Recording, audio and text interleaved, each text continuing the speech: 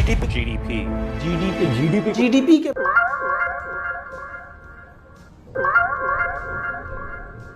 ये क्या है?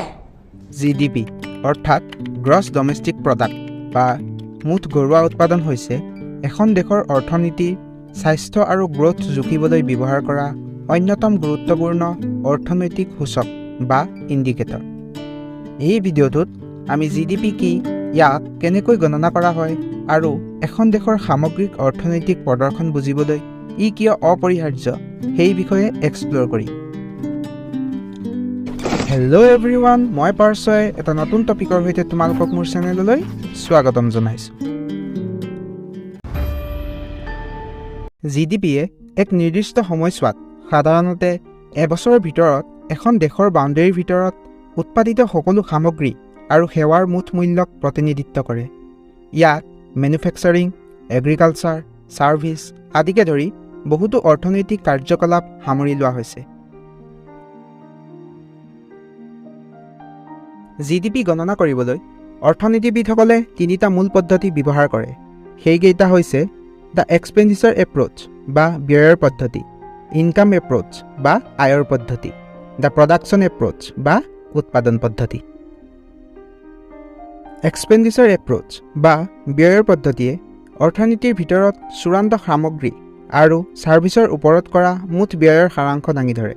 ইয়াত চাৰিটা উপাদান অন্তৰ্ভুক্ত কৰা হৈছে: কনজামশ্যন বা উপভোগ, ইনভেষ্টমেণ্ট বা বিনিয়োগ, গভাৰ্ণমেণ্ট স্পেণ্ডিং বা চৰকাৰী ব্যয়, আৰু নেট এক্সপৰ্ট বা নিকা ৰপ্তানি। কনজামশ্যন বা উপভোগে প্ৰতিনিধিত্ব কৰে পৰিয়ালসমূহৰ দ্বাৰা ব্যৱহৃত সামগ্ৰী আৰু সেৱা, যেনে খাদ্য, কাপোৰ আৰু গৃহ নিৰ্মাণৰ বাবে কৰা ব্যয় আদি। ইনভেষ্টমেণ্ট বা বিনিয়োগে ব্যৱসায়িক মূলধন, যন্ত্ৰপাতি আৰু আৱাসিক নিৰ্মাণৰ ব্যয়ক বুজায়। গভাৰ্ণমেণ্ট স্পেণ্ডিং বা চৰকাৰী ব্যয়ৰ ভিতৰত চৰকাৰৰ ৰাজহুৱা সেৱা, প্ৰতিৰক্ষা বা ডিফেন্সত কৰা খৰচ আৰু আন্তঃগাঁথনিৰ কৰা সকলো খৰচ অন্তৰ্ভুক্ত। নেট এক্সপৰ্টে এখন দেশৰ ৰপ্তানি আৰু আমদানিৰ মাজৰ পাৰ্থক্যক প্ৰতিনিধিত্ব কৰে। ইনকাম এপ্ৰ'চ বা আয়ৰ পদ্ধতিয়ে অৰ্থনীতিত উৎপন্ন হোৱা মুঠ আয়ৰ যোগফল কৰি GDP জুখিব পাৰে। ইয়াত কৰ্মচাৰীৰ ক্ষতিপূৰণ, ব্যৱসায়ীয়ে উপাৰ্জন কৰা লাভ, মাটি আৰু সম্পত্তিৰ পৰা পোৱা ভাড়া আৰু ৰাজসাহাৰ্য বিয়োগ কৰি কৰ অন্তৰ্ভুক্ত কৰা হয়।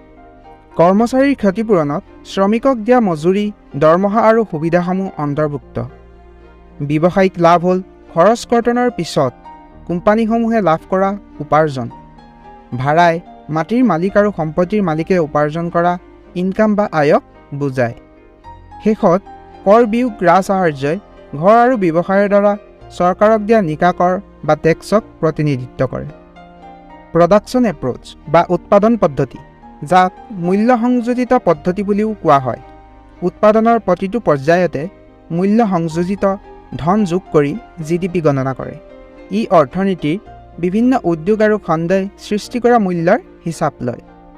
উদাহৰণস্বৰূপে, যদি কোনো কোম্পানীয়ে গাড়ীক উৎপাদন কৰে, তেন্তে মূল্য সংযোজিত কেঁচামাল, শ্ৰম আৰু উৎপাদন প্ৰক্ৰিয়াৰ সময়ত সৃষ্টি হোৱা যিকোনো অতিৰিক্ত মূল্যৰ ব্যয় অন্তৰ্ভুক্ত কৰা হয়। এই পদ্ধতিয়ে নিশ্চিত কৰে যে অৰ্থনীতিত উৎপাদিত সামগ্ৰী আৰু সেৱাৰ মুঠ মূল্য কেপচাৰ্ড কৰা হয়। GDPয়ে এখন দেশৰ সামগ্ৰিক অৰ্থনৈতিক প্ৰদৰ্শনৰ বিষয়ে গুৰুত্বপূৰ্ণ অন্তৰ্দৃষ্টি প্ৰদান কৰে। ই পলিচি মেকাৰ, ইকনমিষ্ট আৰু ইনভেষ্টৰসকলক ডিচিশ্যন লোৱাত সহায় আৰু অৰ্থনীতিৰ ভিতৰৰ ধাৰাসমূহ বুজিবলৈ সহায় কৰে। বৰ্ধিত GDPয়ে সাধাৰণতে অৰ্থনৈতিক বৃদ্ধি, বৃদ্ধি পোৱা নিয়োগৰ সুযোগ আৰু উন্নত জীৱন ধাৰণৰ মানদণ্ডৰ ইংগিত দিয়ে। ই প্ৰমাণ কৰে যে ব্যৱসায় সম্প্ৰসাৰণ হৈছে, গ্ৰাহকৰ ব্যয় শক্তিশালী হৈছে আৰু বিনিয়োগ কৰা হৈছে। আনহাতে হ্ৰাস পোৱা GDPয়ে অৰ্থনৈতিক মন্দাৱস্থাৰ সংকেত দিয়ে। GDPয়ে আন্তঃৰাষ্ট্ৰীয় তুলনাৰ সুবিধাও দিয়ে। দেশৰ মাজত GDPৰ পৰিসংখ্যা তুলনা কৰি আমি বিভিন্ন ৰাষ্ট্ৰৰ আপেক্ষিক অৰ্থনৈতিক শক্তি আৰু আকাৰ জুখিব পাৰোঁ। অৱশেষত আমি ক'ব পাৰোঁ যে GDP হৈছে এক গুৰুত্বপূৰ্ণ অৰ্থনৈতিক সূচক, যিয়ে এখন দেশৰ ভিতৰত উৎপাদিত সকলো সামগ্ৰী আৰু সেৱাৰ মুঠ মূল্যক জুখিব পাৰে। ইয়াক ব্যয়, আয় বা উৎপাদন পদ্ধতি ব্যৱহাৰ কৰি গণনা কৰা হয়। GDPয়ে আমাক অৰ্থনৈতিক বৃদ্ধি, জীৱন ধাৰণৰ মানদণ্ড বুজিবলৈ সহায় কৰে আৰু অনুমতি দিয়ে। আশা কৰিছোঁ আজিৰ ভিডিঅ'টোৰ জৰিয়তে তোমালোকে GDP সম্পৰ্কে কিছু কথা জানিব পাৰিলা।